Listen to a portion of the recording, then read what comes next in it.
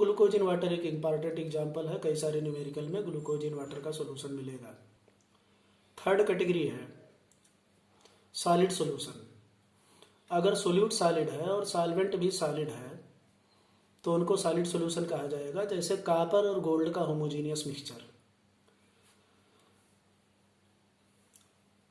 अगर liquid solute है और सॉल्वेंट सॉलिड है, जैसे सोडियम मरकरी अमलगम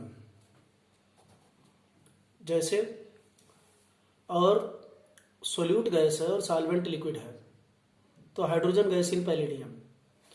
अब इसमें hydrogen gas in palladium, glucose in water, copper in gold, ये सब इंपॉर्टेंट एग्जाम्पल है।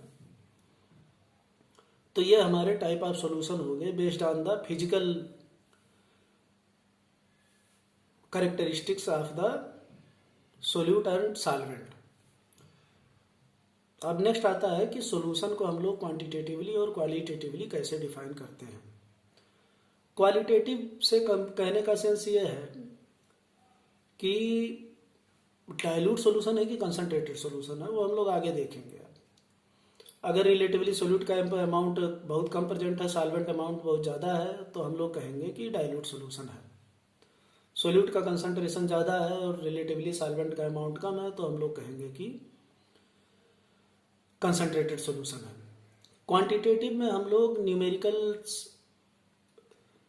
नंबर्स में सॉल्यूशन का जो रिलेटिव अमाउंट प्रेजेंट है सोल्यूट का, उसको रिप्रेजेंट करते हैं। तो क्वांटिटेटिव कंसंट्रेशन टर्म्स की डेफिनेशन हम लोग ये कह सकते हैं, it represents relative amount of solute present in the solution with respect to the solvent. अब हम लोग आगे कंसंट्रेशन टर्म्स डिस्कस करेंगे।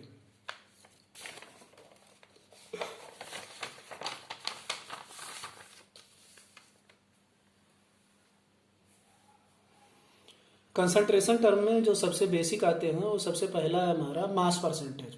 मास परसेंटेज का मतलब परसेंटेज वेट बाय वेट।